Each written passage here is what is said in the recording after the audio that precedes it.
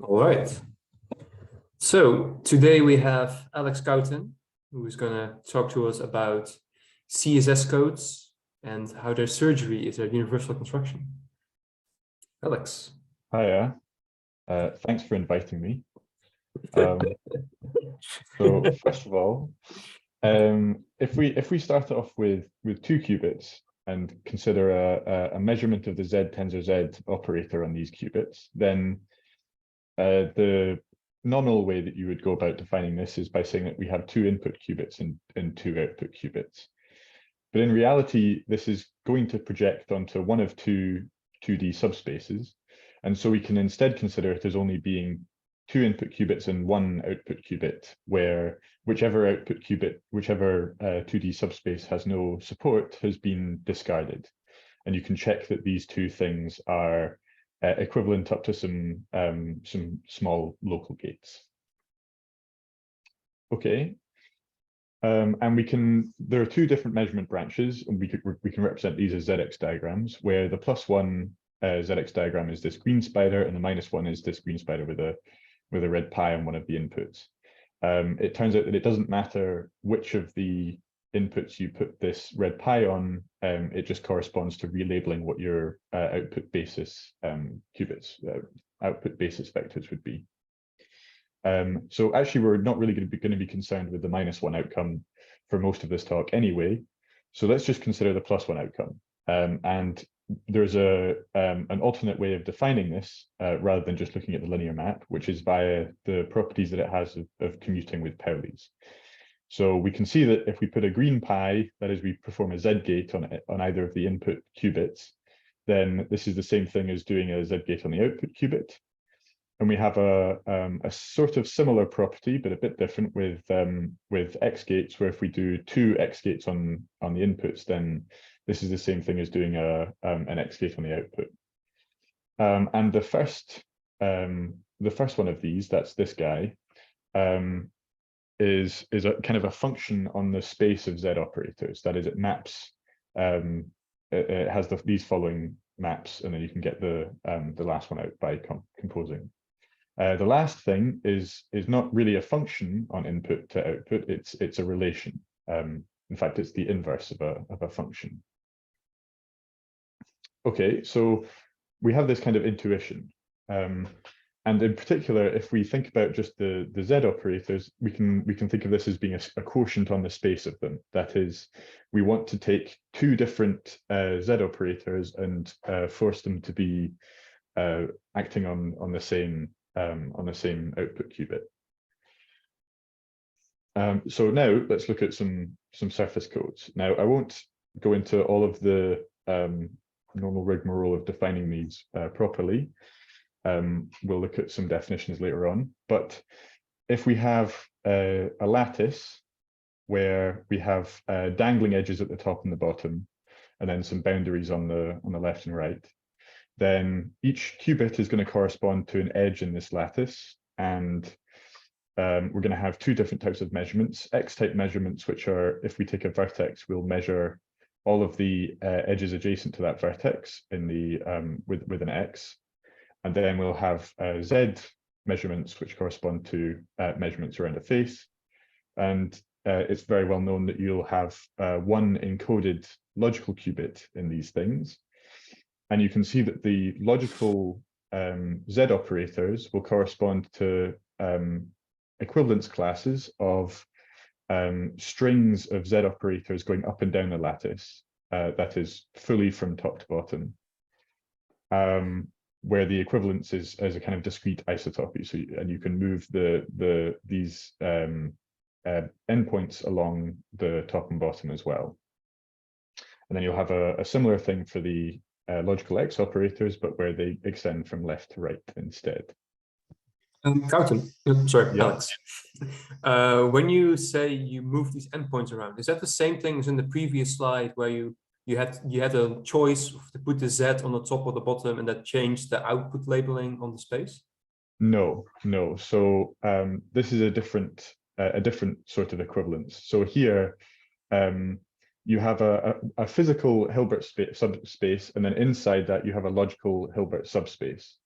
And so the equivalence that I'm talking about here is that even though the string of z's going from top to bottom, let's say we have, I'm assuming you can see my cursor, right?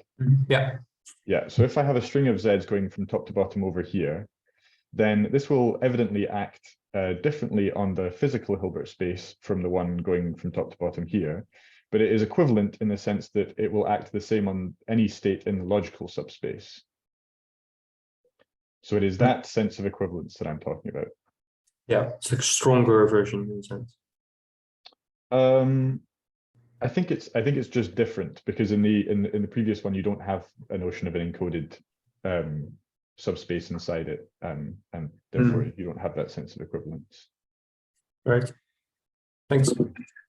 Okay, so if we want to do lattice surgery, then we start off with two patches adjacent to one another, and then we initialize some new set of edges in the middle, some new qubits, and then start measuring those respective stabilizers and add on the extra edges to the stabilizer, the stabilizers of the that is the x measurements of all the vertices.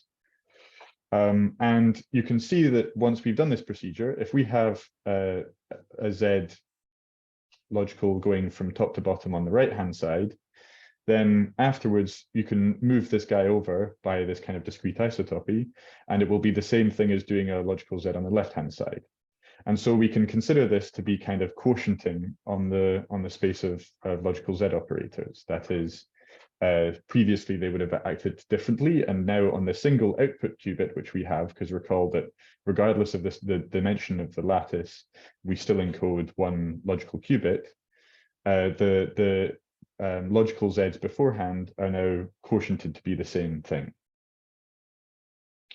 And you can check the similar thing happens with the x operators, where you do genuinely get this this 2 pi's which commute through to become 1 pi afterwards, that is on the logical qubits. All right. So importantly, and this is in particular for the +1 outcome case, I will talk about the -1 outcome case towards the end. We have these kinds of maps on our logicals. And so if we want to formalize what this procedure looks like, and then generalize this to some other quantum codes, then first we're going to have to define what kind of quantum codes we're dealing with. So if we have qubit stabilizer codes, which I'm sure everyone is familiar with, we have the Pauli group on n qubits, and we have some stabilizer subgroup. And for technical reasons, we would like this to be an abelian subgroup that does not contain -1. Then we can define the logical subspace of our physical space over here to be the subspace which is stabilized by all of the elements in this stabilizer subgroup. So this defines what the subspaces that we're going to store data in, but we still need to know what the measurements are that we're going to perform to try to keep our data within that subspace. So if we have a generating set of the stabilizer subgroup, which is not in general minimal, then we dictate that every element of this generating set is an operator which we measure at each time step. So because assuming that our measurements are performed without any errors, then by taking some any combination of these measurements, we can deduce if something has deviated from the logical subspace. That is, it is no longer in this in L. And an equivalent way of defining L is as the +1 mutual eigenspace of all of the operators inside the generating set, and therefore inside S. So we have this duality between acting on the state with Pauli operators and measuring those Pauli operators on states inside the subspace.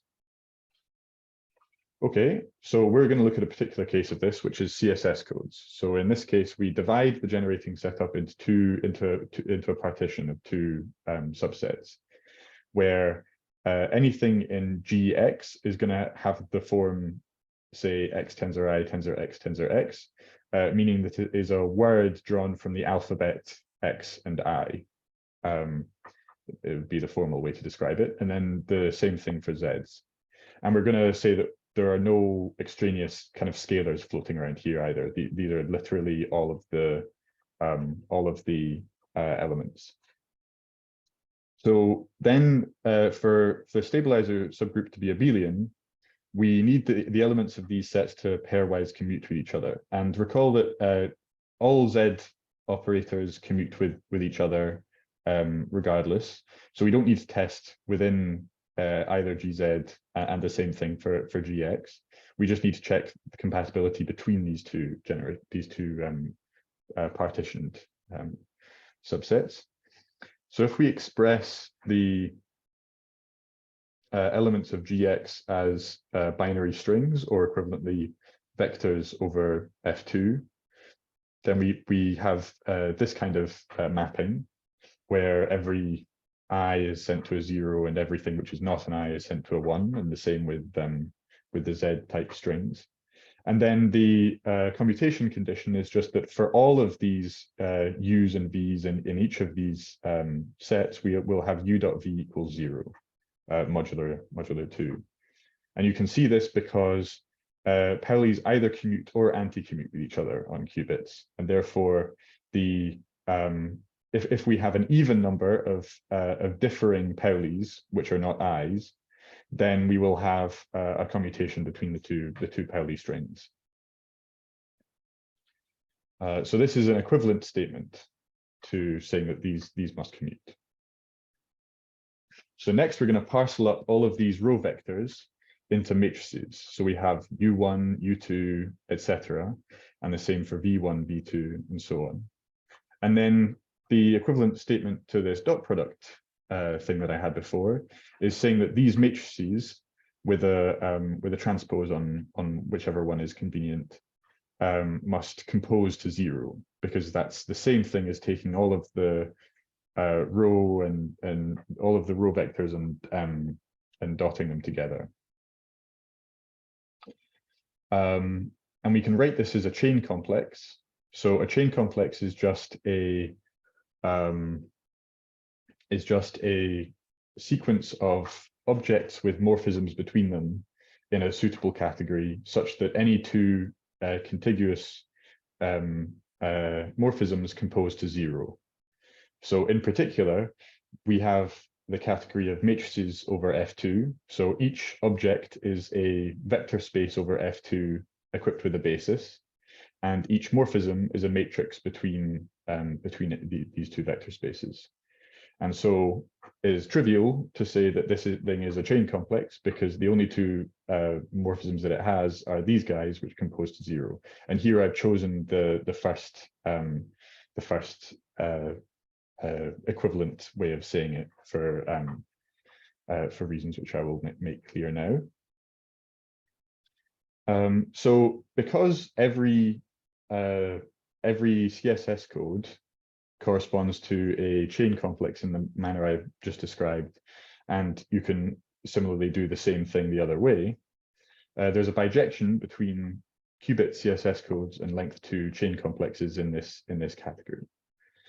So let's look at in more detail at what this means. So if we have some vector in C0, then this is the same thing as saying that we have a tensor product of Z operators on qubits, physical qubits. So this thing is an n-dimensional vector space over F2. This is a set of Z syndromes. So maybe it will be better to explain this in the dual picture, which I'll do on the next slide. But it is more or less, we have the dimension of this is going to be the size of that partitioned part of the generating set of our stabilizer subgroup. And this thing is going to be the same for X syndromes. So if we have some Z operator, which we're representing as some vector in this space, then if it is mapped to the 0 vector in the X syndromes vector space, this is the same thing as saying that it has been undetected by the X measurements, or equivalently that it commutes with all of the X type Pauli operators. Therefore, and if we have something which is a 1 in the X syndromes vector space here, then this is the same thing as saying that that particular measurement has detected an error, or equivalently some kind of anti-commutation between Pauli strings. So this means that the kernel of this map is the same thing as undetectable Z operators, that is, Z operators which commute with the X-type measurements.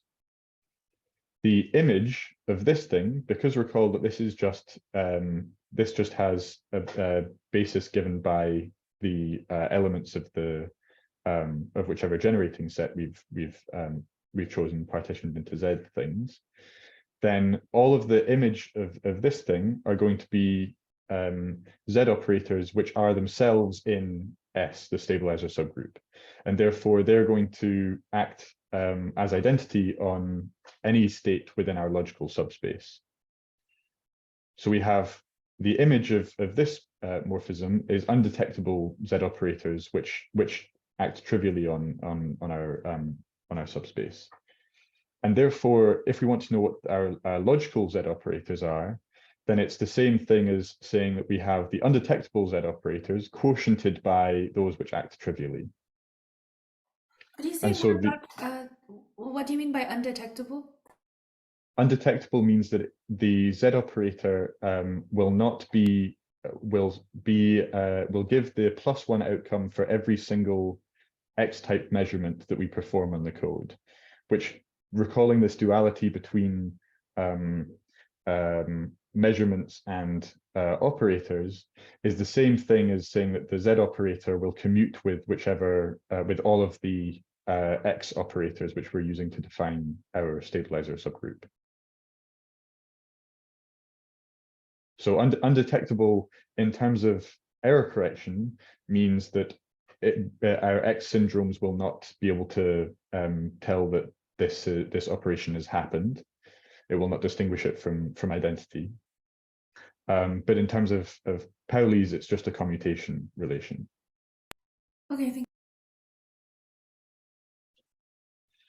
So we have this is the homology subgroup at component 0. And this says that this has elements of equivalence classes of Z operators, and they're equivalent up to these trivial Z operators, right?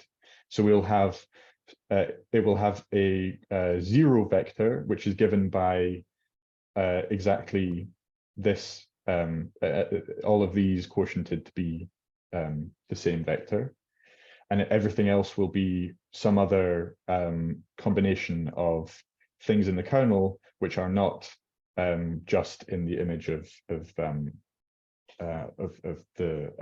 PZT. Okay, we can also flip this around. So remember that we can this composition to 0 can be defined either way around. So if we do it the other way, then we have the dual complex to the previous thing, which we're going to say is a co-chain complex. And this way around, we have that now, rather than viewing the things in C0 as being Z operators, we view them as X operators instead. And we have some image of the of PX transpose, where all of these guys are the X syndromes, or equivalently elements of the generating set, which have been which are words taken from the alphabet X and I.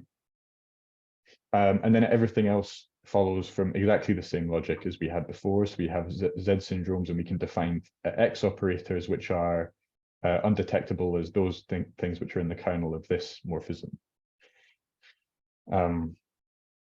And so we have some space of logical X operators up to this equivalence that I mentioned before as well. And in particular, because each chain complex uniquely determines its dual, but we're going to keep them both together. We won't have the access to both of the halves of the data. So we're going to define a CSS code as a pair of these length 2 chain complexes where one is the dual of the other. And you can check that, so n is obviously the number of physical qubits, that's by definition. And the dimension of the logical space, or sorry, the dimension of the homology space at degree 0 is going to be the number of logical qubits that we have in our code. And maybe I won't go into explaining why this is the case, but it's not particularly hard if you think about it. And in particular, we have that the homology at degree 0 of the dual code is the same as isomorphic to the homology of the at degree 0 of the Z half of it, right? So we can also define the code distance. I'm not really going to talk about, we go into this more in the paper, but I'm not really going to talk much about code distance. But the point is that this is the lowest Hamming weight non-trivial Z or X operator in the code. So you would like your code distance to be very high, because that means that it is very unlikely that there will be some accidental kind of error which induces a sequence of X's or Z's which is that long, which has support on that many qubits, if you'd like. Alex, so I know Yeah. you said you don't really want to go into the details of this code distance, but the rest seems all sort of natural in this language of homology. But this code distance, is that something that like a mathematician would have come up with, the sort of this minimum weight kind of thing? Yeah, so if you're talking about classical geometry and codes which come from classical geometry, which is a large portion of the existing codes that we know of, then this code distance quantity corresponds to systoles, which are the lengths of essential cycles on topological spaces, or on manifolds, shall we say, if we start off with a manifold. So there is a study of systolic geometry, which is asking how the lengths of essential cycles change as you say scale up the cellulation of a particular manifold. And there's lots of kind of interesting behavior that happens there. But yeah, so if in the case of classical geometry, you can think of code distance as being some kind of measurement of the length of essential cycles. Obviously, your code does not have to come from classical geometry. All it has to be is a chain complex. It doesn't have to, you don't have to start off with a manifold or a cell complex or anything like that. In which case, this doesn't really have some kind of other intuition about how it would work in the homology picture. Right. Cool. Thanks. Okay. So furthermore, choosing a basis for our homology space is the same thing as choosing a tensor product decomposition of our logical Zs. So if we have some basis, and in that basis we have the vector 1, 0, 0, then this is the same thing as saying that we have the tensor product of logical operators Z, I, and I. And not only does this define a tensor product decomposition of our logical subspace, because there's a kind of an implicit decomposition there in order to be able to perform these operators, but it also obviously defines a basis for our dual homology space, because we need this to be defined such that some logical X operator will anti-commute on the same logical qubit, and so on.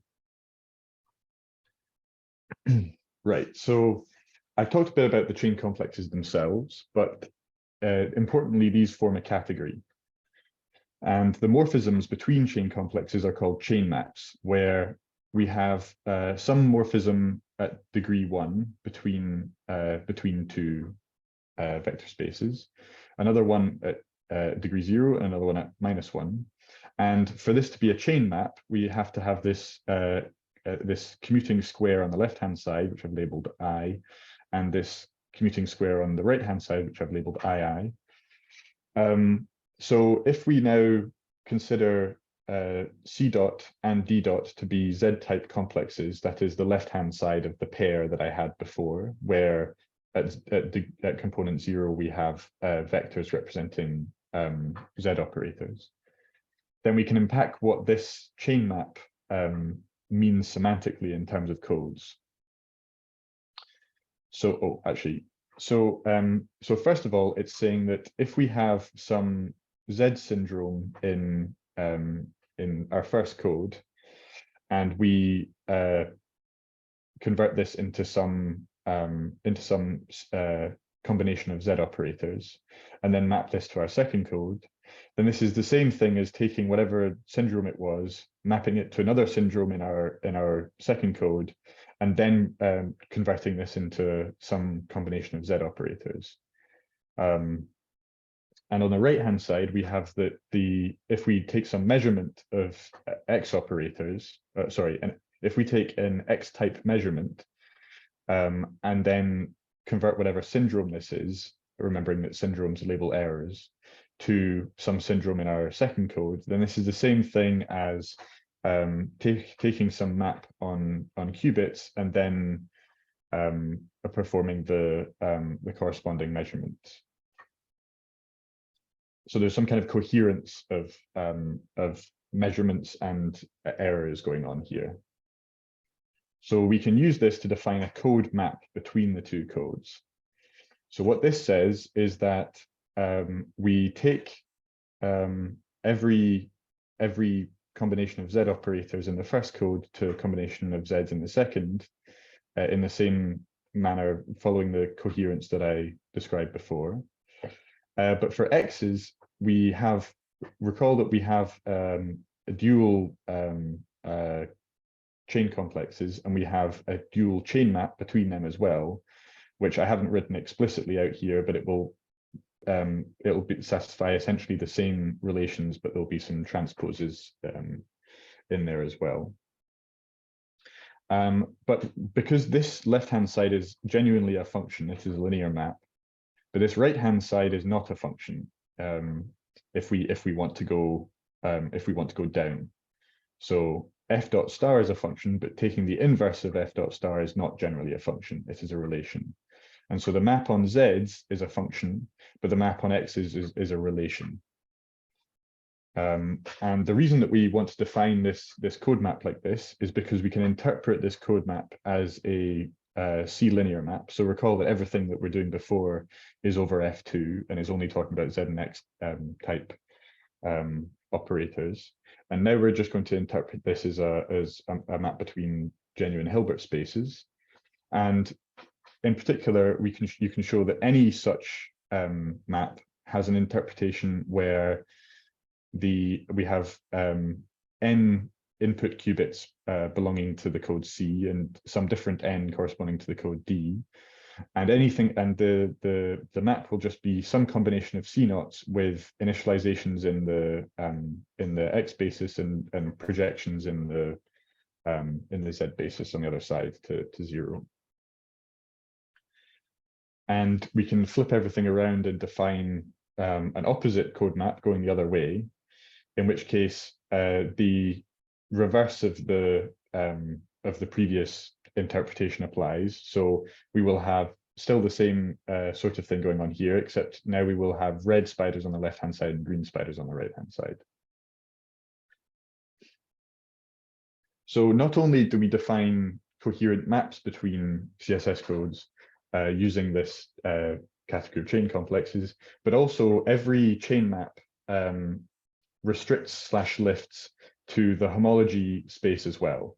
So that is, if we have a function on physical Z operators, which is coherent in this manner, then it also specifies a function on logical Z operators.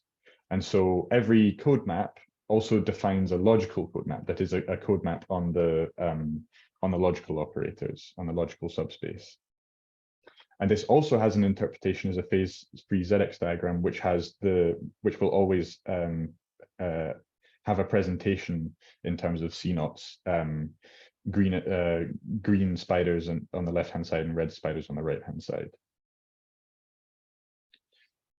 Okay, so now we have some notion of codes and maps between codes which preserve kind of coherence of measurements. So we're going to need a bit more technology than that. So the category that we're working in is abelian and compact closed. We don't need all of the properties of that both of these imply, but the first means that we have all finite colimits. And the second means that we have all tensor products and we have duals. So when I said the dual chain complex, this is genuinely the dual in the categorical sense. So the easiest colimit is it has byproducts, that is direct sums, which you can just take by component-wise, taking the direct sum, and then the same for all of the morphisms. And if we have two codes, which are represented as using C and D respectively, then the combined thing using the byproduct is the same thing as having two adjacent codes. I mean, they don't need to be physically next to each other, but two codes which are functioning independently and do not have any crossover between measurements or syndromes or anything. So if we want to quotient the Z logical operators of two codes together, then luckily, because this category has finite colimits, we can define a pushout. So the pushout of chain complexes, first of all, in terms of just chain complexes, looks like this. But this doesn't really tell you what's happening at the nitty-gritty scale. So let's go into it more explicitly. So first of all, if we have the components at n+1, then we have the morphisms here, which uniquely define this pushout object here. So at each component, we can uniquely define the object, but we still need to get the morphisms out. So if we have these two pushouts, the inner square and the outer square, then by definition of the chain complexes, which all have morphisms between each set of each contiguous component, we have that this trail of arrows must be equal to this trail of arrows. So this thing commutes. And because this inner thing is a pushout, we know that there is a unique arrow going from the inner thing to the outer thing, such that this trail commutes with this trail and with this trail and so on. So just by looking at the components, we actually get a fully defined pushout on the whole chain complex. Right, but this gives us the quotient object that we want at the end, but we also need to have the right quotient map because we want to actually do the logical measurement. And for this, we're going to convert from a pushout to a coequalizer instead. Now, this isn't a very complicated or interesting step. All it means is that, first of all, if we have the map f dot going from A to C, then we compose this with a thing which includes it into this byproduct here, and then the same thing for going to D and then including it in the byproduct. And then we take the coequalizer of these two morphisms, which gives us the same code and also gives us the same universal property. And in particular, at each component map of this coequalizer will just be the left-hand side kn here, and then adjacent to that in the matrix, the ln on the other side. So it's literally just sticking them together. There's nothing particularly fancy going on. But the point is that before we just have these maps between individual codes that we started off with, which we are now going to consider if we have them adjacent to one another, then we want to glue them together, and this is the map which does that gluing. Okay. So there are loads of pushouts and coequalizers. The category has all finite colimits. We want to have the right ones, which describe in particular this quotient of Z logical operators. So there's a technical condition here called separation, which is just asking that each Z logical operator that we want to quotient by does not itself include any other kind of sub operators which are logicals on a different qubit. I'm just going to leave that there rather than going into it. We can make a subcomplex, which is itself a chain complex, where V0 is a vector space with a basis given by all of the individual basis elements which make up the qubits on which our Z logical operator V is acting on. And then we're going to take the all of the X-type measurements which this Z logical operator is in the support of itself, but because this is a Z logical, it must commute with all of these. So we have that this guy on the right-hand side is the image of this morphism, where this morphism is the restriction of the map that we had before, going from qubits to X-type measurements to just the qubits which are involved in this logical operator. Okay, I appreciate that that's a lot of words, but I'm going to get to an example which will clear this up. So if we have this logical operator exists in both one code C and another code D, then and also that the respective X-type measurements correspond in the right way to both sides, then we'll have a monic span of chain complexes between these codes, where V-bullet is the thing that I defined a minute ago. So then we have this pushout, and because the category is finitely co-complete, this pushout will always exist. And to give you an example of this sort of thing, if we have lattices, and these are just toy example ones, so we still have these lattices with no vertices at the top and the bottom, so these things are open, and we have Z logical operators corresponding to strings up and down the lattice. Then we'll have an inclusion map of this logical operator, which I've colored blue, into the left-hand side of this, and also the right-hand side of this, where we're considering these to be two codes which are acting independently of each other. And then the gluing will send these to the same logical operator, and so we'll stick these together.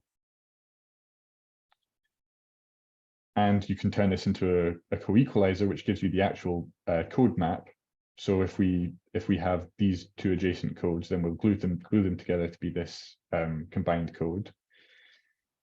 And in particular, this has the following interpretation as a C-linear map, where it's just the green spider that we started off with for the +1 branch of the Z logical measurement on each of the physical paired up qubits. So it will pair these guys together and do a green spider with these two as the inputs. Then it will do the same thing for these two and the same thing for these two, and it will also stick the X-type measurements together in the appropriate way. And it turns out that when you restrict this, because of the properties that I stipulated a few slides ago, when you restrict this to logical paired up qubits, which, recall, there are only two logical paired up qubits because each one of these is a logical operator, then the restriction of the code map is the same. It is also the +1 outcome of the Z logical measurement. However, there is still a technical problem, because we can't perform this measurement on the physical qubits in a fault-tolerant manner, because this is a destructive measurement. And if you recall all of the syndromes that we defined for fault-tolerant quantum computation, the whole point is that these are non-destructive measurements where you can measure them repeatedly and then deduce where errors have happened as a result. But because this is genuinely destructive, outputting only one qubit, we can't guarantee that there won't be errors which are intolerable. So in order to get the right sort of thing, the intuition is that we want to instead initialize some new set of qubits in between these guys, and then just measure all of the stabilizer measurements as normal. So in order to do this, we first of all stipulate a couple of conditions. So the first two you've seen before. So this is just saying that there must be this monic span between the two codes corresponding to a Z logical operator. This thing is the separated statement is the business about not containing any other Z logicals, which you don't also want to quotient together. And the last two I'm not going to spend a lot of time on. Number 3 is essentially saying that you must be able to correct for -1 outcomes in your new syndromes, which we're going to define, which, if you're familiar with subsystem codes, we are going to consider our whole code of both of the adjacent halves of it to be a subsystem code, where we're fixing the gauges of the things that we're going to quotient together. But if that didn't mean anything to you, then that's fine. And we also want to make sure that there's some technical property to do with distances, which is consistent before and after we've performed this merge of codes. Okay, so the way that we actually go about doing this this fault-tolerant Z parity measurement is we make an intermediate code, which you can think of as being this like strip of lattices which we use to glue the lattices together in one of the first slides. So this thing is actually purely defined by what our logical operators are that we want to quotient together, and in fact it is a tensor product of chain complexes. So we do actually use the monoidal properties of the category, and here we want to have two pushouts, one after the other. It doesn't actually matter which way around we do it, but we need these squares to all commute. So this is our subcomplex representing a logical operator in D, and this is a subcomplex representing a logical operator in C. And I've drawn this, even though these are the same object, I've drawn it in this way because I've tried to make it sure that there aren't any things which look like they should commute but actually do not here. So for example, this map down to the intermediate code is not the same thing as this map from this to the intermediate code. Okay, so what's going on? We start off with the subcomplex corresponding to a logical operator, and we take the inclusion of that into this intermediate section, and the inclusion of this into one of our first two codes. And we take the push out, so we glue them together. Then we look at what I'm going to call the other side of W, and we glue the logical operator which exists in our other code to this one, the intermediate section. And then we take out the push out of this whole span here, and this gives us our final glued together code. And now, rather than converting this push out into a co-equalizer and then considering the code map of this, instead we can just take all of the qubits in W which were not glued by either this push out or this push out to the left and right hand sides of the code respectively. We initialize them in the plus basis, and then we just measure all of the stabilizers which are defined in T-bullet. And there's a theorem in our paper which says that this is a fault-tolerant logical Z measurement, where the -1 outcome happens when you take the product of all of the new stabilizers you've measured, and then this is and the product of that is -1. So again, I know that this was a pretty fast go through of a fairly abstract procedure, but let's look at an example. If we see the two adjacent codes that we started off with, then the W that we want to put in the middle will be this little strip of code here, where each side of this thing corresponds to one of the inclusion maps of V-bullet. So V-bullet will just be a sequence of edges and vertices corresponding to, say, these boundaries on left and right. We will have an inclusion map of that into our intermediate code, which is what's going on here, which we then glue to the right-hand side, say, and then we do the same thing for the left-hand side, and then this gives us our new merged code. And we can show that this, under the conditions that we described before, this does genuinely give you a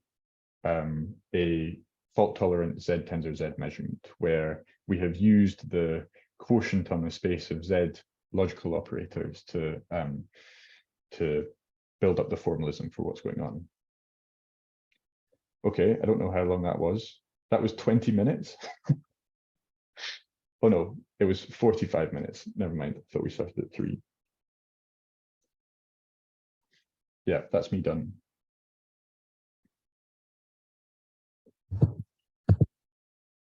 All right.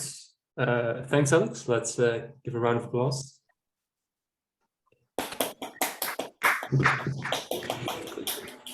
All right. Any questions from the audience?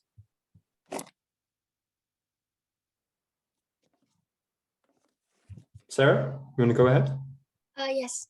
Thank you very much for the talk. I'm wondering, just now you talked about this gauge fixable, and you said that this kind of categorical description may be extended to subsystem code. So I wonder if you have any insights when you want to do gauge fixing between one code to the other. Do you think it's describable by this formalism that you're presenting today? Yes. So if you have the definition of, to remind other people, the definition of a subsystem code is where you have the total number of possible logical qubits in your subspace which you could use, and you say that some of these you're not going to use them to store any data. So these are going to be gauge qubits, and you're going to ignore them for the purposes of logical computation. This induces a splitting of the logical subspace as a direct sum, and in turn, this actually induces a splitting of the homology space. So you will have a direct sum of. So actually, if you read Nicholas Breukman's paper, I can't remember his co-author, on balanced product codes, then the whole trick that they use to obtain the distance bounds in that paper, which are very impressive, comes from viewing the codes as subsystem codes and then ignoring some of the logical qubits.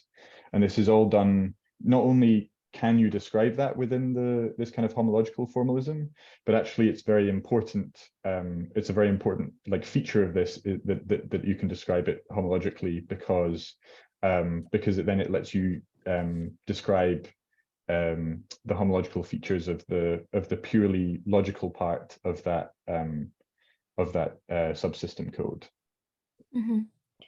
So currently you're using you describe this logical measurement which correspond to this the operation happening in the lattice surgery, but in the subsystem code gauge fixing operation, you're actually measuring the stabilizer that you would like to be added into the stabilizer generating set that for the code that you want to switch to, right? Like, you see what I'm saying?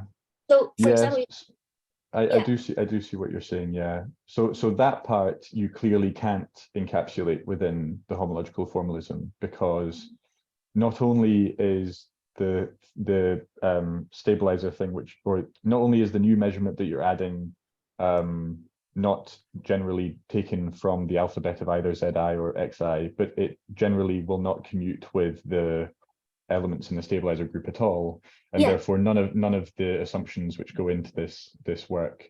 So in that sense, you can't describe subsystem codes homologically, because you can't describe the measurements that are part of the subsystem codes. But you can still describe the splitting of the logical qubits into the two subspaces, one of which is going to be used and the other one is going to be the gauge space. Mm-hmm. Okay, thank you. No worries. Right. I think Alex Teague raised her hand first. So Alex, you want to go after your question? Yeah. I can picture what this W code looks like in this simple case, but I'm struggling a bit more with more complicated codes that I might want to do lattice surgery on.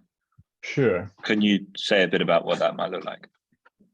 Right. So what you do is you take, let's say, so here we have a Z operator being this string with including the vertices, and the tensor product of this with a 2-vertex graph with an edge between them is what gives you the intermediate thing.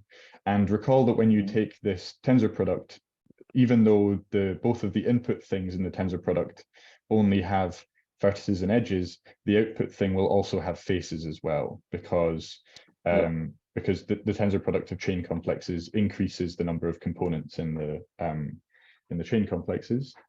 So if you replace this with this string with some other logical in some other code, which is not nicely described by some cell complex, then you do the same procedure by taking this tensor product with a 2-vertex graph, and this will still give you what's called a hypergraph code. It will be a very small hypergraph code, a very low distance. But it will still have some notion of a left-hand side part and a right-hand side part, which, I mean, actually in the paper, we explicitly write out what this tensor product will look like in terms of matrices. But the important thing is that it still has some left-hand and some right-hand part, and that you can use this to glue whichever two things you started off with. If you like, I can bring up the explicit matrix, or I can just tell you where to find it in the paper if that's easier. Yeah, well, I think I'm happy with it abstractly, and that W is this logical tensored with the graph with 2 vertices. But then practically, if I wanted to think practically, how might I arrange qubits in this way so that I can, do this operation between two complicated codes? Right. Is that an interesting question or no? I don't know. Well, it's a very interesting question, because trying to work out how to embed these codes into 3D or 2D space is one of the main problems of more general CSS codes, which are not lattice codes. So if we have something which doesn't come from a cell complex, then we have no guarantees at all that either the hypergraph product that we have in the middle will have a suitable nearest neighbor embedding into a 2D manifold. But also the combined thing, when we take the two pushouts, there are no guarantees about how easily this can be embedded. And in fact, that's not really a bug, that's more of a feature, because the whole point of doing these LDPC codes is that you want to have say high connectivity of your code, but ignoring the geometric constraints. it's been proven, that your distances can only scale with the square root of the number of qubits that you have if you're geometrically constrained, and so on. Yeah. So this is kind of so I guess the answer is there isn't an obvious way to view this in terms of local constraints between qubits and embeddings into onto a surface or anything like that. Okay, cool. Thanks. All right, I have to leave. So Alex Cowtan, I'm going to make you host, and you can carry on as long as you like. Okay. Does the recording automatically get sent to Miriam's Yeah, so file? this should go to Miriam's thing, but I think I think you are control of the recording now. So you probably see an additional button on the toolbar that says stop or start recording, whatever.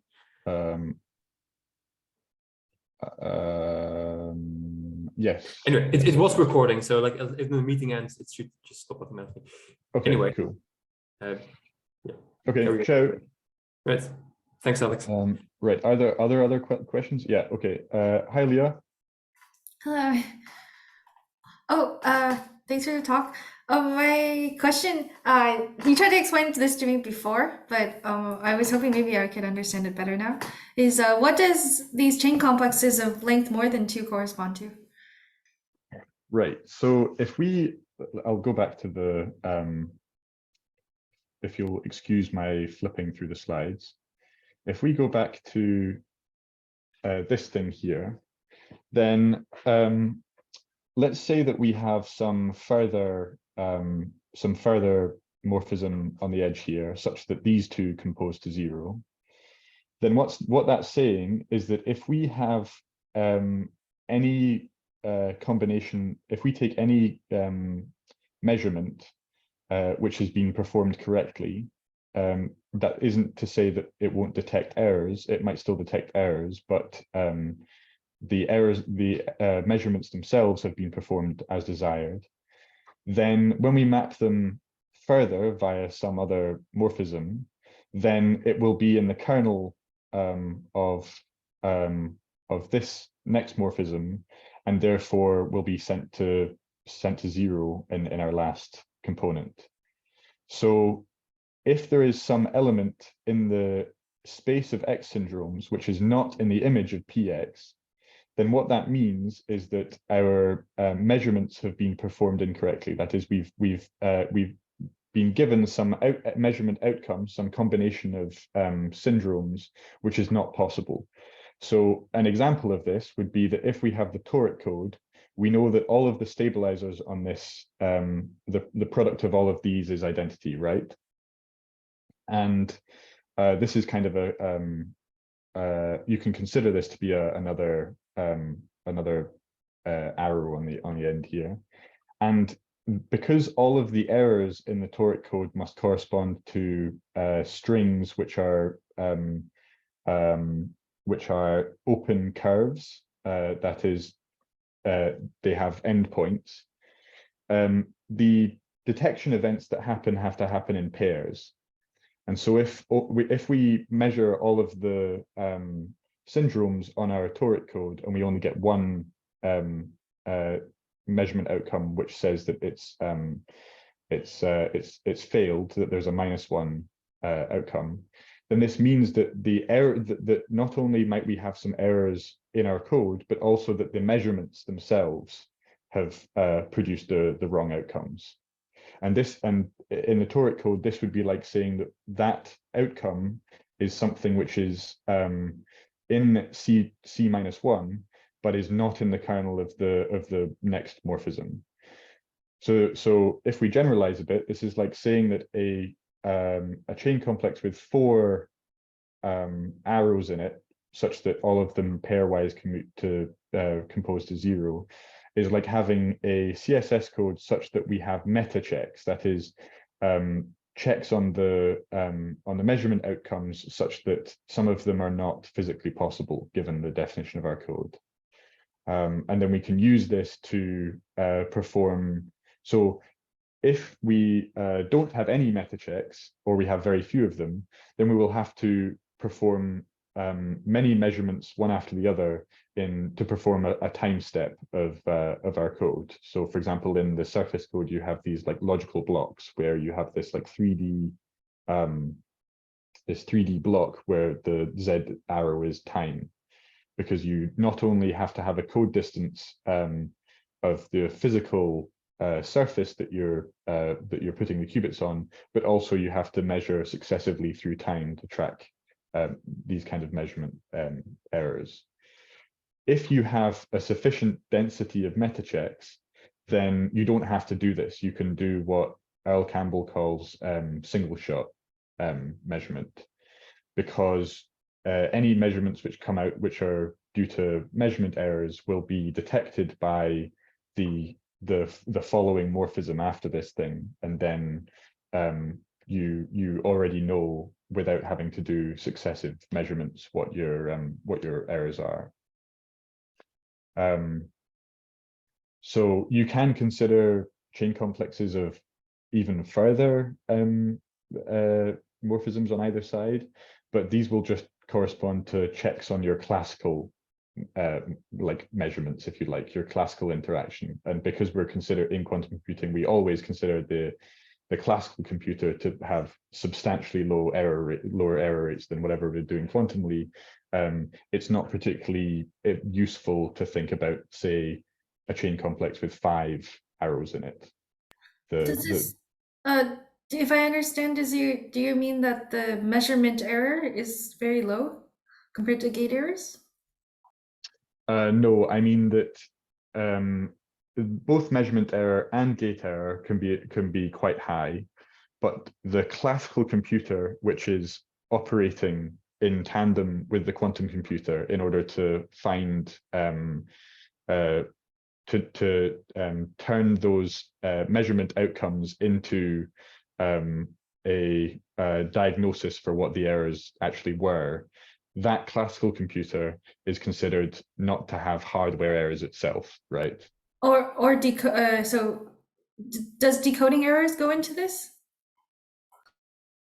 Do you mean, right, so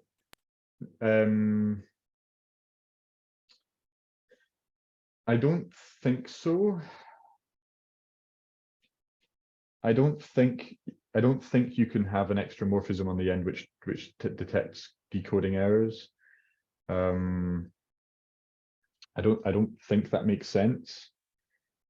By the coding error, I assume that you mean your classical computer has received the syndromes and it has tried to determine what the errors were and then reverse them to get to the same point, or equivalently track them in classical memory, and that it's done this incorrectly. I don't know whether that has a homological picture. I would be kind of surprised if it does, but I know very little about decoding in general, so I'm not really the right person to ask. Okay, I have a second question, but it's like it should be short, I think. Okay.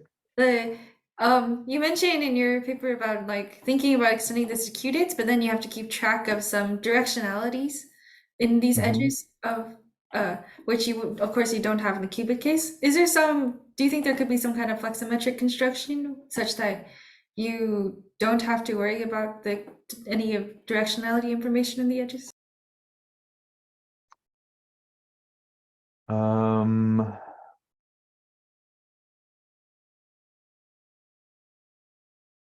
No, I don't think so, because you can formally describe this directed case as being you're taking the cell complex of some, let's say, manifold for convenience, and if we're doing homology over some field which is not F2, then you will always require directed edges in order for the definitions of your homology spaces and so on to make sense. So I don't think there is some way to magic away the edges, the directions on the edges if you go to higher order fields. I think maybe there is, because in the paper of Titouan and Robert on like their axiomatization of stabilizer ZX calculus in a prime dimension, they do some weird thing where they have this flexometric version and link to the paper. It's really weird. Yeah, but that's not talking about the same thing, I don't think. So the graphical calculus having directed edges or not is not the same thing as the cell complex having directed edges or I not. see.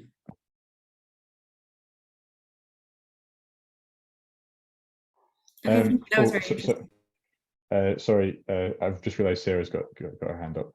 Yeah. Hi. I just want to follow up with this meta checks density. I wonder, in order to, because I think the method that you're proposing will essentially be used to deriving better quantum error correcting codes. This is just my guess of one of its application.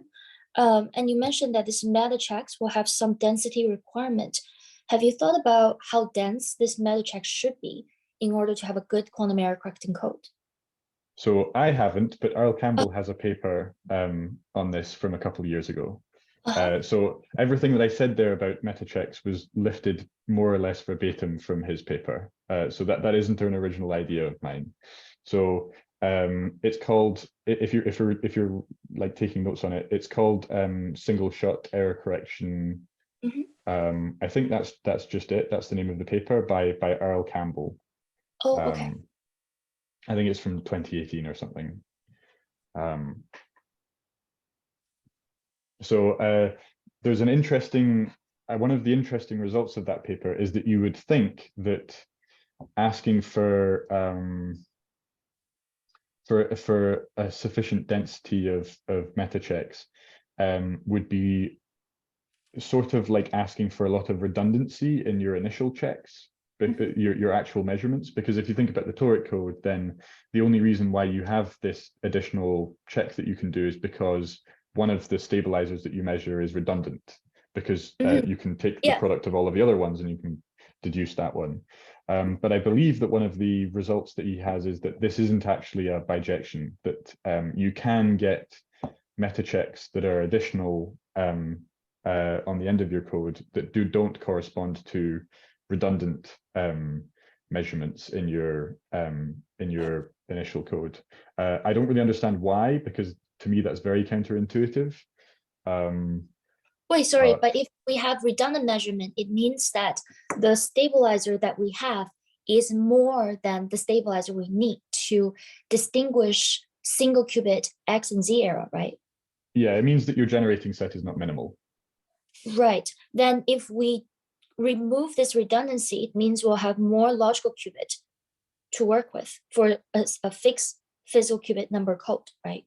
No, so the number of elements of the generating set of the stabilizer subgroup is not does not determine how the size of your homology or anything like that. So for example, if you take the toric code and then you just remove that single stabilizer that that is redundant, this doesn't mean that you suddenly have more logical qubits to play with, because you can still infer everything about your existing logical subspace just using the product of the other measurements that you have.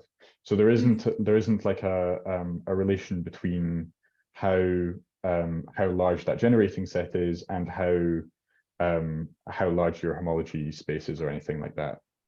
Oh, okay. If you like, it's asking about the homology at the different component, because the logical operators and logical space are determined by the homology over here, whereas the redundancy is asking about homology at this component instead.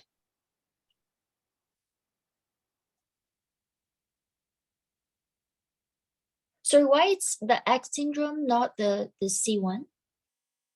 I mean, you can do it for either one, because you have this duality. You can, so if we have morphisms on either side, then this would be like having meta checks on both Z and both both X and X. So